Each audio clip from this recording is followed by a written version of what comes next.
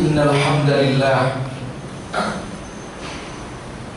nahmaduhu wa nasta'inuhu wa nastaghfiruhu wa natubu ilaihi wa na'udzu billahi min shururi anfusina wa min sayyiati a'malina.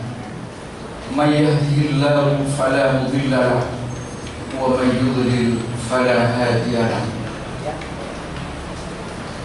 Asyhadu an la ilaha illallah wahdahu la syarika lahu wa asyhadu anna sayyidana wa nabiyyana Muhammadan abduhu wa rasuluhu la nabiyya ba'da. Allahumma shalli wa sallim wa barik ala sayyidina Muhammadin wa ala alihi wa ashabihi wa sallim tasliman katsiran. Faya ibadallah, usikum wa iyaya bitaqwallah wa ta'atihi la'allakum tuflihun. Wa qala ta'ala fi kitabihil karim, ya ayyuhalladzina amanu taqullaha haqqa tuqatih wa la tamutunna illa wa antum muslimun. Shadaqallahul azim. Amma ba'du. Bapak-bapak, saudara-saudara peserta acara khutbah Jumat yang dimuliakan Allah, mari sama-sama kita berupaya semaksimal mungkin untuk meningkatkan ketakwaan kita kepada Allah, dengan pengertian kita senantiasa berupaya untuk melaksanakan perintah-perintah Allah, sekaligus dibarengi dengan upaya yang sungguh-sungguh untuk meninggalkan larangan-larangan Allah Subhanahu wa ta'ala. Bapak-bapak, saudara-saudara, pada khutbah hari ini saya selaku khatib akan menyampaikan pesan khutbah dengan satu tema: kebaikan di atas rata-rata. Bapak-bapak, saudara-saudara yang dimuliakan Allah, salah satu substansi pesan Jumat adalah supaya umat manusia, orang-orang yang beriman kepada Allah, menjadi orang-orang yang baik, tidak sekedar baik, tapi diharapkan baiknya orang-orang yang beriman adalah baik di atas rata-rata. Kebaikan di atas rata-rata tidak semua orang bisa melakukan.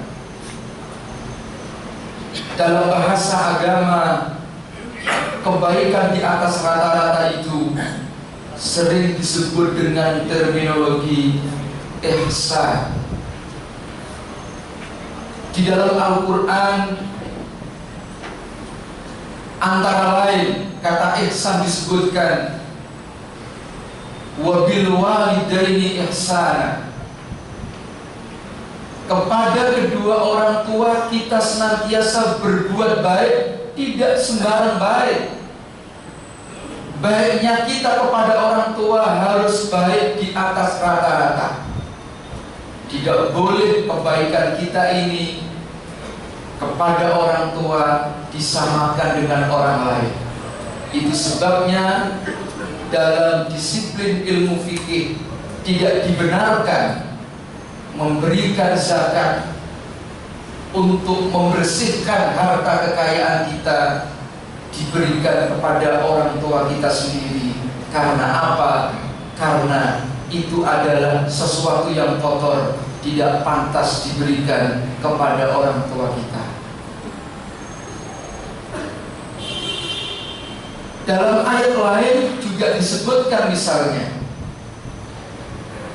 at-talaqu marratan fa imsakum bima'rufin aw tasrihun bi ihsan. Ayat ini sering dibaca ketika khutbah nikah. Maksudnya apa para hadirin yang dimuliakan Allah? At-talaqu marratan, cerai itu hanya 2 kali. Setelah itu diberikan opsi oleh Al-Quran. Kalau mau meneruskan, fa imsakun bima'ruf, silahkan teruskan pernikahan kamu, tapi dengan cara ma'ruf. Ma'ruf adalah dengan cara yang baik, tetapi baiknya adalah biasa-biasa. Itu sebabnya kata al-ma'ruf berasal dari kata arafa ya'rifu, pengetahuan, sehingga diterjemahkan menjadi sesuatu yang baik yang diketahui. Karena diketahui, maka kebaikannya dianggap kebaikan yang biasa.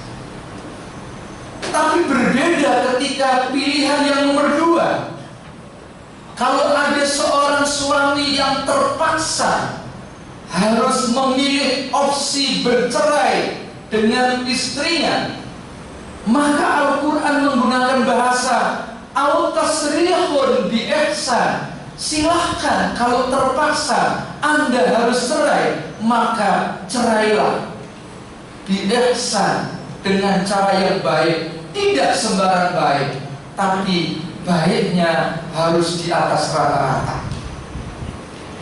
Itu sebabnya agama menganjurkan ketika seorang suami terpaksa harus bercerai, maka harus memberikan mut'ah.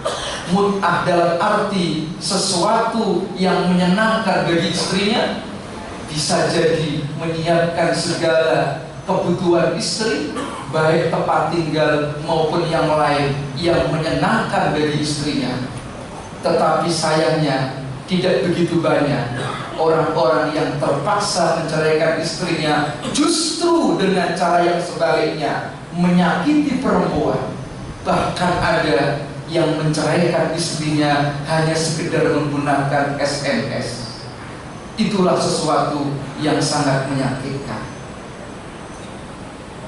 Para hadirin yang dimuliakan Allah, ada satu ayat yang sering dibaca oleh para khatib, apalagi kalau seorang khatib itu punya sanad keilmuan, punya transmisi keilmuan, transmisi intelektual, yaitu seringkali menutup khutbahnya dengan mengutip ayat Al-Quran, innallaha ya'muru bil adli wal ihsan wa ita'i dzil qurba wa yanha 'anil fahsya'i wal munkar wal baghi.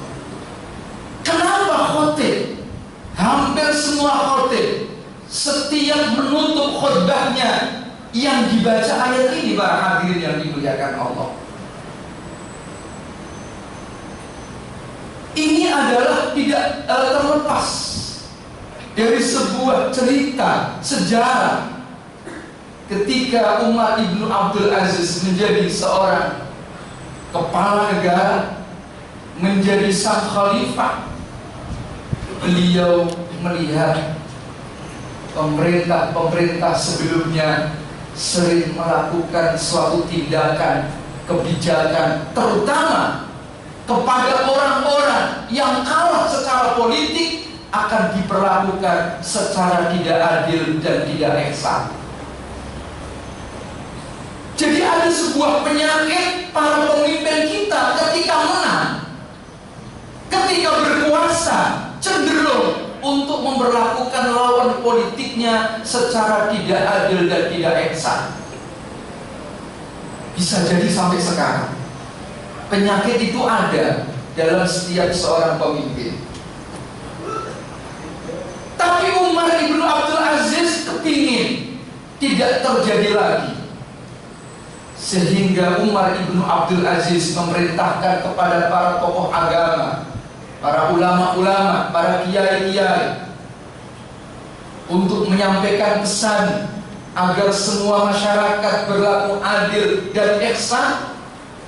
Lalu kemudian ulama-ulama mengambil satu ayat yang mudah untuk dipahami, yaitu mengutip ayat Al-Quran, Innallaha ya'muru bil adli wal ihsan.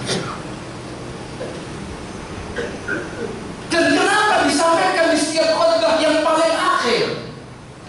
Karena seringkali semua pendengar khutbah ketika menjelang akhir rata-rata mendengarkan secara baik, tidak ada satupun yang tidur.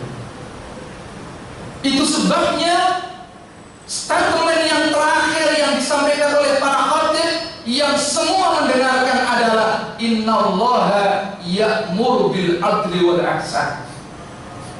Sesungguhnya Allah memerintahkan agar kita ini berbuat adil dan berbuat baik, tidak sembarang baik, tapi baiknya di atas rata-rata. Nah, para hadirin yang dimuliakan Allah, dalam perspektif hadis Nabi kita Muhammad SAW, ihsan dijelaskan sebagaimana yang populer disebutkan dalam hadis yang terkenal dengan hadis Jibril, ma huwal ihsan. Apa itu ihsan? Dijelaskan dalam hadis, anta'budallaha ka'annaka tarahu fa illam takun tarahu fa innahu yaraka. Kalian semua menyembah kepada Allah ka'annaka tarahu, seakan-akan engkau melihat Allah.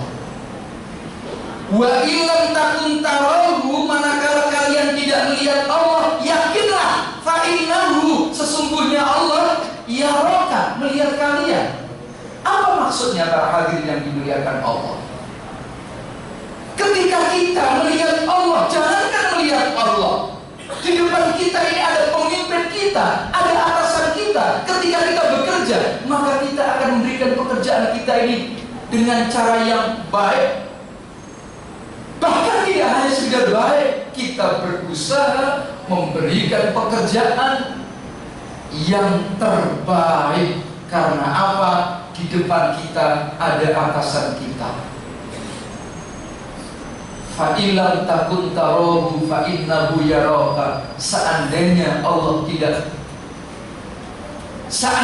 kita tidak melihat Allah, kalian tidak melihat Allah, fa innahu, sesungguhnya Allah yaraka, melihat kalian. Maksudnya apa? Yakinlah kita harus memberikan pekerjaan yang di atas rata-rata. Karena apa? Walaupun kita tidak melihat Allah, Allah akan melihat kita. Yakinlah kita harus memberikan pekerjaan yang kita lakukan tiap hari harus yang terbaik, sekalipun pemimpin atasan kita ini tidak melihat kita.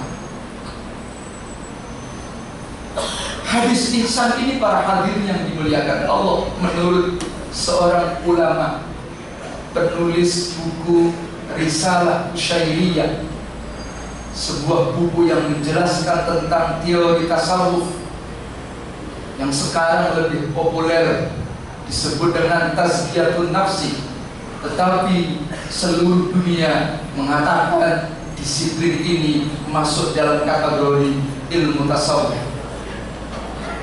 Apa kata Imam Al-Qushairi?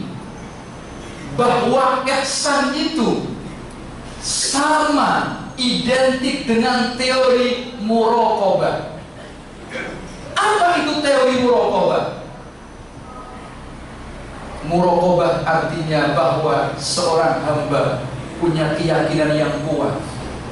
Kita semua harus punya keyakinan yang kuat bahwa segala perilaku kita, gerak-gerik kita, tindakan, ucapan kita, semua dalam pengawasan Allah Subhanahu wa ta'ala.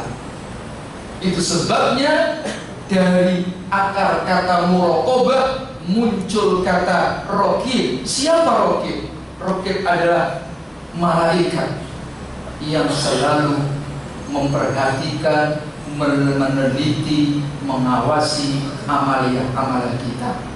Kalau kita ini merasa diawasi oleh Allah Subhanahu wa Ta'ala, pasti tiap hari akan menyampaikan, berbuat sesuatu yang baik, tidak sembarang baik, tapi insya Allah baiknya di atas rata-rata. Itu sebabnya orang yang bertakwa kepada Allah disebutkan di dalam Al-Quran, wallahu yuhibbul muhsinin. Allah akan mencintai orang yang bertakwa kepada Allah. Karena apa? Orang yang bertakwa kepada Allah adalah orang yang baik di atas rata-rata. Barakallahu li wa lakum fil Qur'anil azim wa nafa'ani wa iyyakum bima fihi minal ayati wa dzikril hakim wa qur rabbi ighfir warham wa anta khairur rahimin.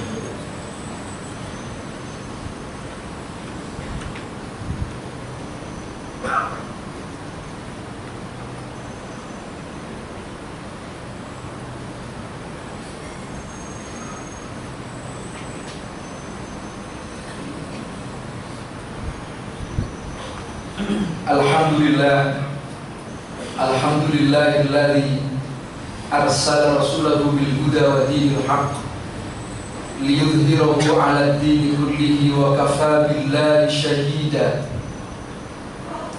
Asyhadu an la ilaha illallah wahdahu la syarika lah wa asyhadu anna sayyidana wa nabiyyana Muhammadan 'abduhu wa rasuluh. Allahumma shalli wa sallim wa barik 'ala sayyidina Muhammadin wa 'ala alihi wa ashabihi wasallim tasliman katsira. Fa ya ayyuhal muslimuna al-kiram, ittaqullaha mastata'tum faqad fazal muttaqun wa 'alamu anna Allah shalla 'ala nabiyhi katima fa qala ta'ala inna Allaha wa malaikatahu yusholluna 'alan nabi ya ayyuhalladzina amanu shallu 'alaihi wa sallimu taslima. Allahumma sholli ala sayyidina Muhammad sayyidil awwalin wal akhirin wa ala alihi wa ashabihi wa ala arba'atil khulafa'ir rasyidin sadatina Abi Bakr wa Umar wa Uthman wa Ali radhiyallahu anhum wa ala tabi'in wa tabi'it tabi'in wa man tabi'ahum bi ihsan ila yaumiddin wa radha ma'ahum bi rahmatika ya arhamar rahimin. Allahumma ighfir lil muslimina wal muslimat wal mu'minina wal mu'minat al ahya'i minhum wal amwat. Allahumma ij'al jam'ana hadha jam'an marhuma wa tafarruqana min ba'dihi tafarruqan ma'suma. Allahumma la tada' lana fi majlisina hadha dhanban illa ghafarta wa la 'aiban illa satarta wa la hamman illa farajta wa la maridan illa shafaita wa la hajatan min hawaij dunya wal akhirah illa qadaitaha ya arhamar rahimin. Rabbana atina fid dunya hasanah wa fil akhirati hasanah wa qina adzabannar walhamdulillahi rabbil alamin. Ibadallah, innallaha ya'muru bil 'adli wal ihsan wa ita'i dzil qurba wa yanha 'anil fahsya'i wal munkari wal baghi ya'idukum la'allakum tadhakkarun wa la dzikrullahi akbar wa aqimus shalah.